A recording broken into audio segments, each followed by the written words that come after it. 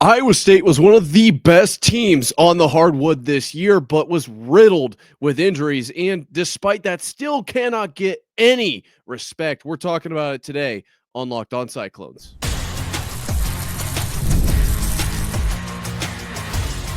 You are Locked On Cyclones, your daily podcast on the Iowa State Cyclones, part of the Locked On Podcast Network.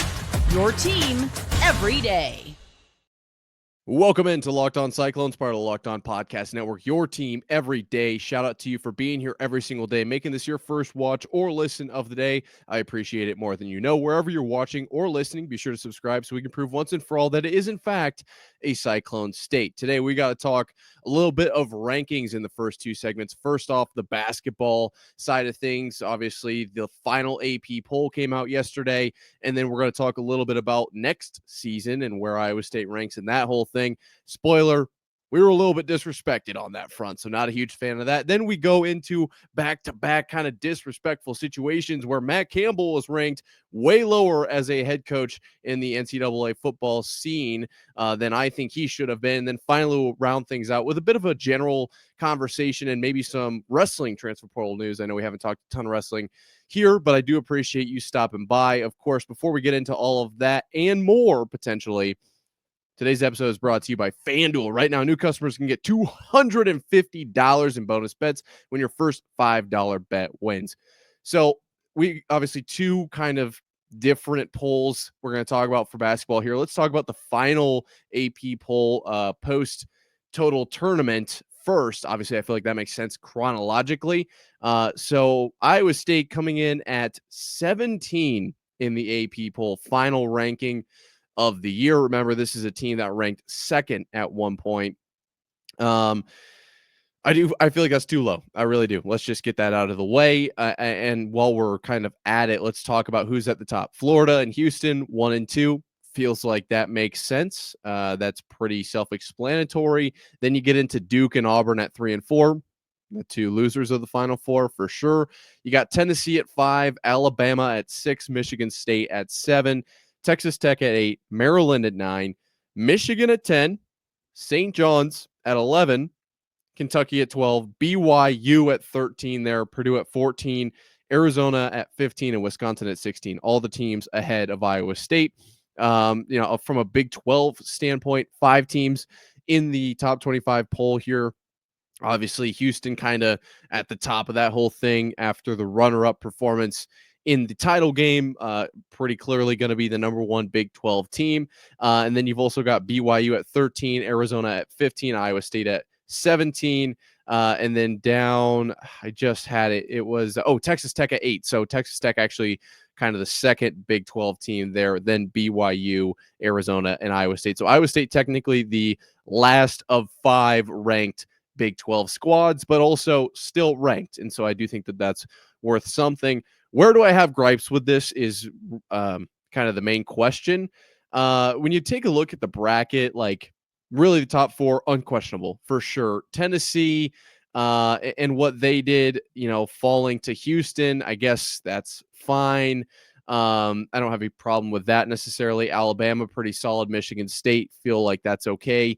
Maryland, obviously the buzzer beater they hit was really, really neat, but they fall in the Sweet 16, and that is going to be kind of a common theme through some of these. Look at that: 9 Maryland, 10 Michigan. Okay, Michigan at 10.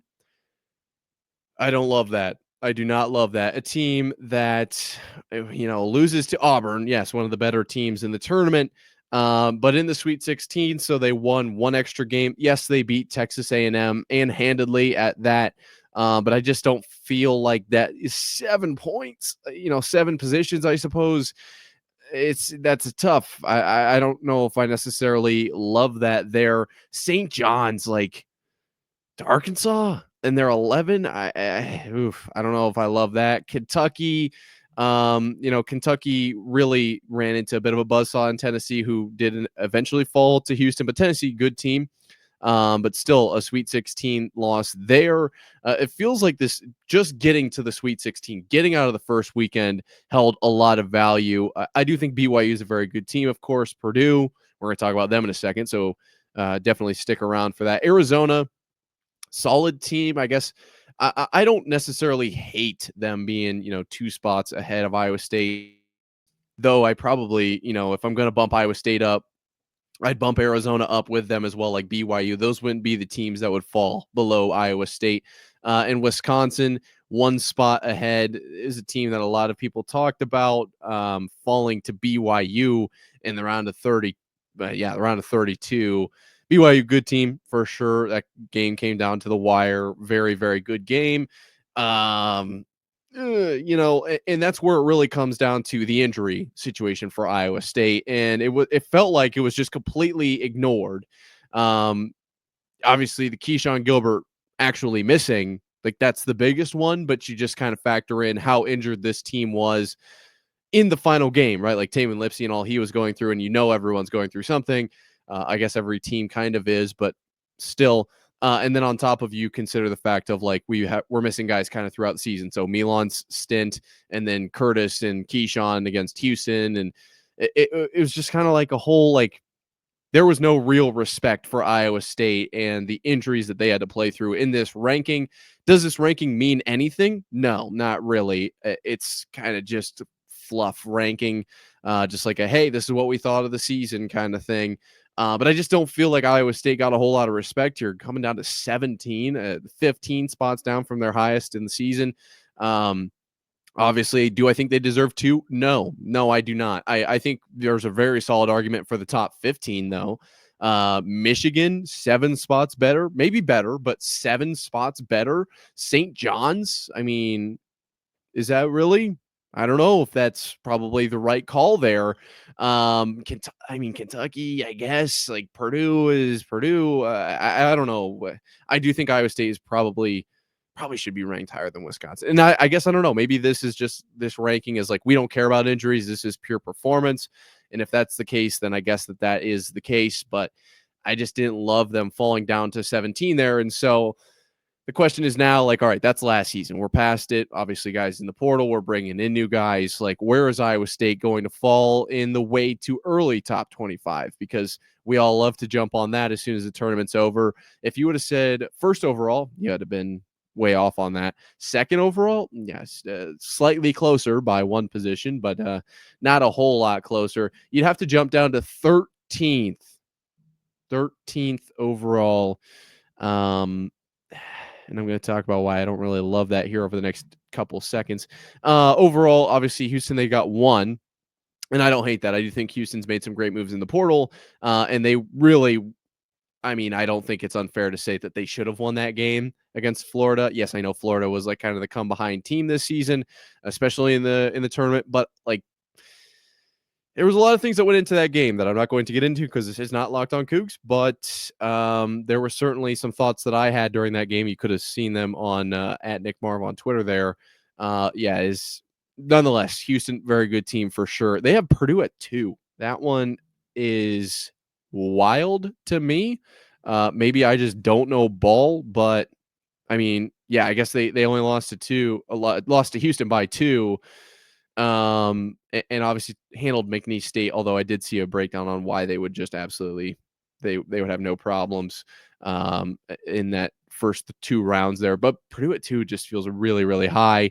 Louisville at 3 is certainly a decision that was made. You got UConn, at 4. Don't hate that. Obviously, UConn's going to UConn. Michigan at 5 feels high. Kentucky at 6, Arkansas 7, Duke at 8. Like, I don't know if you can put Duke that low. Obviously going to be missing, for the biggest name, of course, is Cooper Flagg. Let's just move on from that because, like I said, it's just not locked on Duke. You got St. John's at 9, UCLA at 10, Alabama at 11, and Auburn at 12, right before Iowa State at 13. To make this quick, I don't think that's fair at all. I think Iowa State will be better than Auburn. I do think Iowa State will be better than UCLA.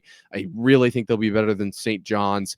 I think that they definitely have a very good argument to be better than Arkansas. And maybe the hot take of the day, I'm not sure why Purdue is so high. I could very well see them being 13 if you're going to bump Iowa State up those few spots. Purdue, I feel like could fall below Iowa State there. And like, this is just a way too early ranking. We don't know anything. The portal's not even closed yet. Although Iowa State has retained some very key guys. I just don't feel like 13th. This is bulletin board material. Let's rock and roll with this, guys. This is, I mean, are you kidding me? I feel like that's way, way too low. Let me know if you disagree or agree down below. But speaking of bulletin board material, Matt Campbell is certainly, I feel like, a guy that could utilize that, and he has some now. We'll talk about what exactly that is coming up right after this.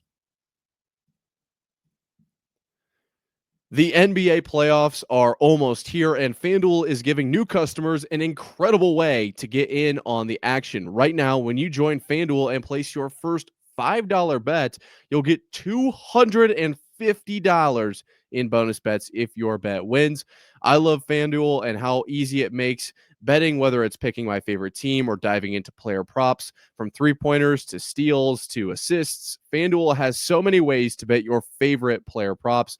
Plus, after the game tips off, you can even combine live prop bets into a same game parlay for a chance to win big. Don't miss out. Head to FanDuel.com and claim your $250 in bonus bets today. So I personally feel like the basketball team was very much slighted in some of those rankings. And I guess that's just Iowa State football for you, or I suppose rather maybe the basketball side of things, I guess, in this exact scenario. But speaking of football, the football side is kind of getting it as well. You're here with Locked On Cyclones, part of Locked On Podcast Network, your team every day. Now, this isn't a team ranking per se, although based on conversations I've had on this show and just in general, I wouldn't be too surprised if Iowa State was severely underranked, or maybe I'm just valuing them at a much too high a clip. But nonetheless, let's talk a little bit about some coaches' rankings that came out and where Matt Campbell falls on this whole thing. This is Greg McElroy's coaches' rankings. Not a fan. Not necessarily of McElroy in general, just of this list. Let's talk about it. Kirby Smart at 1, obviously Georgia. Ryan Day 2, Ohio State. Steve Sarkisian at 3 from Texas, of course. Marcus Freeman, Notre Dame at 4. I don't necessarily have any problems with the top 4. Obviously, Georgia going to Georgia. Ohio State coming off the Natty and what Ryan Day was able to accomplish. A lot of conversation of like how long was that going to take. Finally gets it done. I like it. Reward him for that. Steve Sarkisian in Texas, I thought, Arizona State really had a shot at them. But nonetheless, he's 3 here. Marcus Freeman at 4. Really solid Notre Dame team. And Marcus Freeman just super handsome. So I feel like that gives him some points there. Dan Lanning comes in at 5 from Oregon. Kalen DeBoer of Alabama. Dabo Sweeney of Clemson at 7. We'll talk about that. Jeff Brom of Louisville at 8. Brian Kelly, LSU 9. James Franklin, Penn State 10. Lane Kiffin, Ole Miss 11.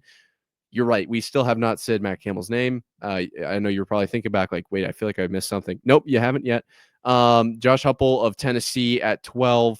And then finally, Matt Campbell at 13. And yes, he does, in fact, coach Iowa State. Also of note, I don't think it's we'll talk about it a little bit. Mario Cristobal from Miami falls to 20. Nonetheless, let's talk a little bit about these top few guys. I pulled up the bracket from last season for that 12-team playoff, and it was kind of shocking just to look at who they ranked where. Obviously, Georgia and the playoff, the 2 seed there, Ohio State, Texas in the first round, Notre Dame championship game, Ohio State, Notre Dame, obviously. And then you've got Oregon, Alabama didn't make it, Clemson didn't make it, Louisville, no, to my knowledge. I guess maybe someone needs to shoot me an email. LSU, I don't think made it. Penn State is Penn State. Ole Miss, okay. Tennessee made it. And then you got Iowa State in there. Like, what is making these guys so much better than Matt Campbell? Genuinely, I don't understand why. Some of them I get it. Like, I do. Kirby Smart, Natties, got it. Ryan Day, national title this last year, got it. The ones that stand out, of course, are going to be like Dabo Sweeney of Clemson. Like, what has he accomplished in the last few years?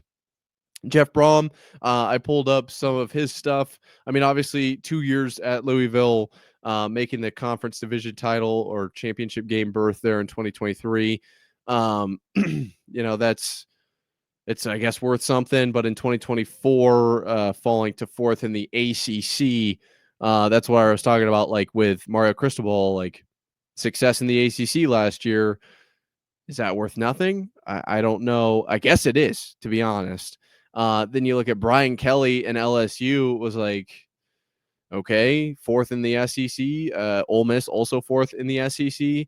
I guess they're just putting it's just the SEC is literally like basically the NFL to every other conference. So there's the NFL, and then there is a small, barely even noticeable gap, and that's the SEC. Then that comes in right there, and then if you ask the SEC, a reasonable gap, and then it's the Big Ten, and then there is about a mile and a half long spot gap deal between the Big Ten and then they probably put the ACC ahead of the Big 12, who's like 5 miles below them.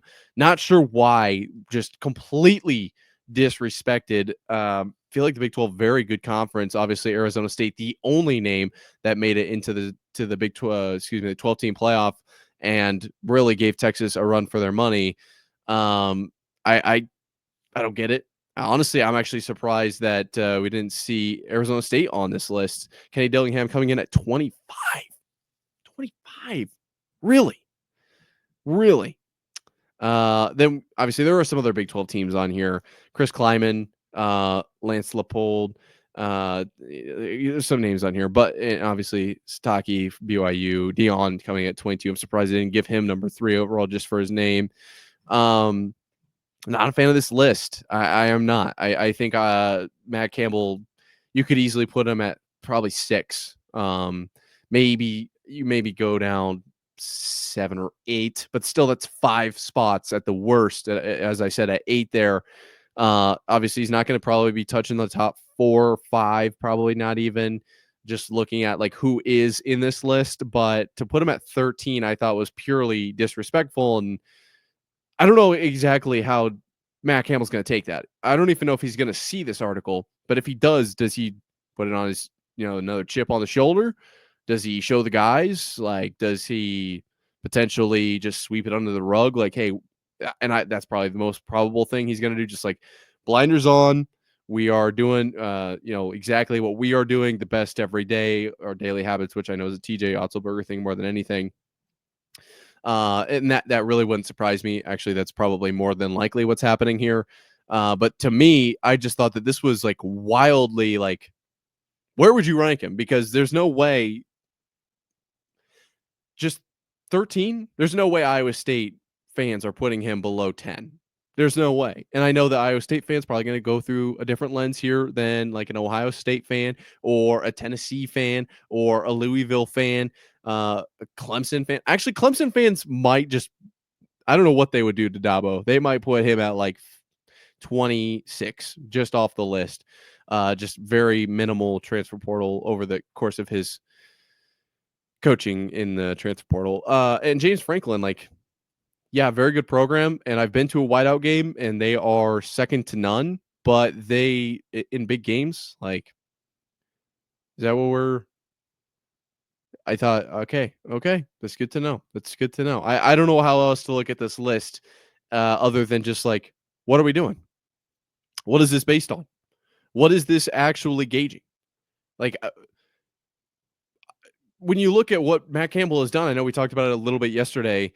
Obviously we've looked at like how important next season is, and I do stand by that, but like his ability to take a program that I saw some comments like, hey, 7 wins is like unbelievable. I agree. I do. I know obviously I'm not the oldest Cyclone fan out there, but I feel like I remember like just a lot of mediocre, I suppose, like 3, 4, 5 win, struggling for a bowl game type seasons. And that's not the case. You go from 2017 and beyond, there's only 1 year you don't make a bowl game. And so I understand how great Matt Campbell is. I just think that this next season is very, very important. That to say, look at how much he's done for this program, like winningest in program history, and only getting better, at least in this moment. We mentioned like the 2 year decline from 2020 from 9 to 7 to 4 wins. Well, you pretty much reverse that, except you make it a little bit more exponential. You go from 4 wins to 7 wins to 11 wins. What comes next? 14 wins? Is that national title? Like, we're kind of on that trajectory. So to put him at 13, I thought was wildly disrespectful. And I kind of just want to see what you guys have to say. I thought that was definitely worth mentioning at the very, very least. I don't know. That was wild. I felt like the last few days, as far as press releases for ranking Iowa State things, it was like, this is not right. This just feels wrong, to be completely honest. Speaking of feeling wrong, a new idea has kind of been presented to the whole NCAA wild, wild west that's going on right now. And I'm going to tell you about it a little bit coming up right after this.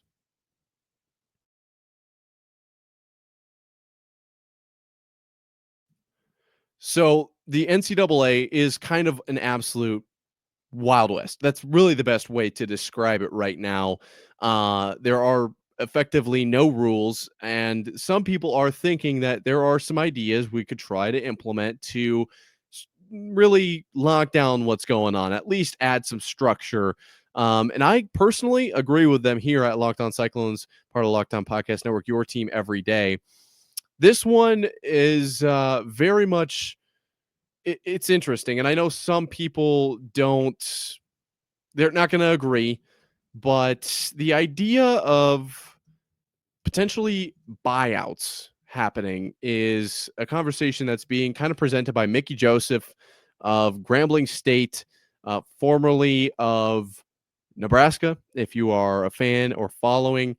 Basically, the concept here is that when a player is kind of plucked from a smaller program to a Power Five or Group of Five or whatever, um, he should get a buyout. The smaller school should. This is the quote here. Obviously, there's more to this whole clip. I've seen the whole clip, but this is just kind of the gist. Mickey Joseph says, "quote I think there needs to be a buyout," and then probably some words, and then quote, "if they move up from me and go to a Group of Five or Power Five, I should get kind of a compensation for that. NCAA, if you're listening to me, I need a buyout." Quote, "NCAA, if you're listening to me, whoa." Um, I actually don't hate this because it does feel like these smaller schools are just becoming like some sort of farm, and they're the ones that are developing and or finding the diamonds in the rough for the bigger schools. Now, we talked about this on the squad show, and I thought there were some good points made. Uh, Obviously, if you haven't seen that, you really should check it out. Always a great time with the boys.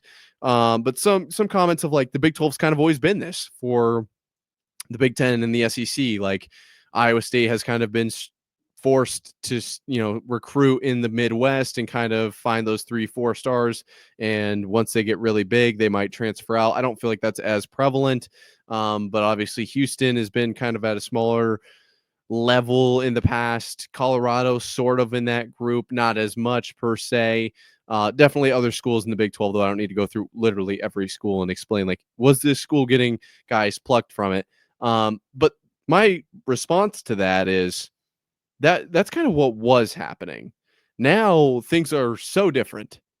Everything about everything is different right now. Now is the time when you could easily step in and make this happen, and especially with the whole transfer thing being so different now, like this is the time to try to incorporate this to actually make this a real thing. And yes, there are going to be questions, obviously, with like, what if the player just unenrolls and then enrolls somewhere else? How does that work?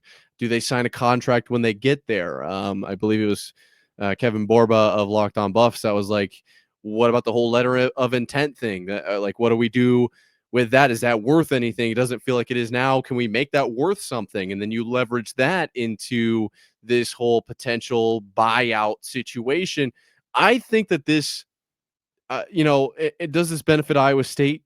Probably not. Because then if Iowa State's on that Power 5 level, then is there anything from Power 5 to Power 5? Is it like some sort of arbitrary ranking? Is it some sort of point system that's introduced? You get a percentage of this buyout contract that's from a points perspective. If they are 50 points better than you, then that 50 points is worth this much percentage of a buyout.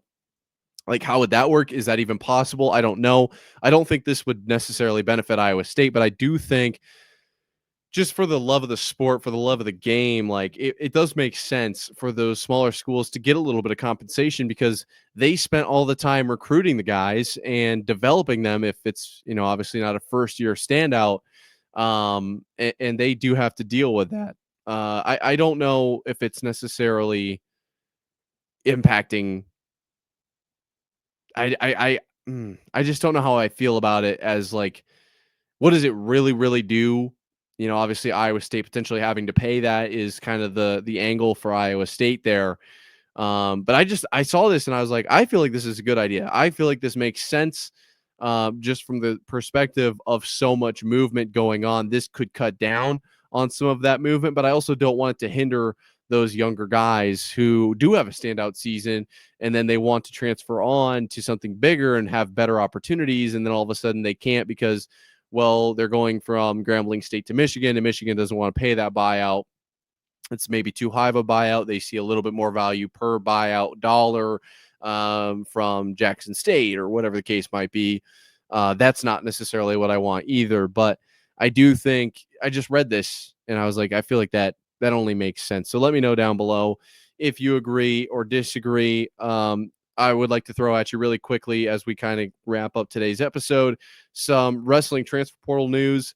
A couple names coming in, a lot of names on the way out. Obviously, not a sport we've covered very close here at Locked On Cyclones this year. If you'd like to see more, you got to let me know down below because I'm a big wrestling fan, but I know that in general, it's not something a lot of people really know about. You really should get to a match at some point, though, if you haven't before. It's electric. A lot of names on the way out. I've got 2, 4, 6, 8, 9 names leaving Iowa State. I'm not going to name them all. They're easy to find. I believe Flow Wrestling was the site that had them all listed. But a couple names coming in. Isaac Dean, 184-pounder, and Rocky Elam of 197 pounds there. Really kind of great additions. I found on Twitter here, Dean was 6-16 as a freshman, 12-14 as a sophomore, and then made the big jump to 25-8 and had a big win over Bennett Berg. I apologize. And that to me is like a big deal. That jump is worth a lot. I've seen a lot of wrestlers make that jump. And it does translate. It's not something that just kind of is like a flash in the pan. There is either an accumulated amount of mat time that contributes to that jump. Maybe it's something that clicked over the off season. Maybe it's a new technique that they used and found to be very advantageous to their either body build or play or wrestling style rather. Whatever the case might be, I know it's different for every wrestler. And unfortunately, I have not seen enough tape from Mr. Dean here, Mr. Isaac Dean. But I do think that carries over, and this is a good addition. And then obviously, Rocky Elam, a name that everybody has been talking about. A lot of noise around this one. I do think that at 197, Iowa State gets a lot better here, and Iowa State becomes a bit of a team to reckon with next year. Now, obviously, a lot of departures. Oklahoma State going to be very, very good next year in the Big 12. Feels like UNI is also really good a lot of the time as well. So we have to look out for that. But in general, I think Iowa State did pick up some good transfers here. I'm a big fan of a couple of these plays. Obviously, 2 of the couple, so both of them. Big fan of those. I can't wait to see if I've seen some noise around Kevin Dresser. We'll see how that goes. But if it is Kevin Dresser, which I assume it will be, what he's able to do with this team next year, very excited. I feel like there's been noise in the past and it hasn't always kind of echoed back. This could be a year in which Iowa State makes noise, it echoes back. Bingo, bango. What do you know? Next thing, Iowa State hoisting kind of the Lombardi of wrestling, whatever that is. Big fan of that situation. That's going to do it for today.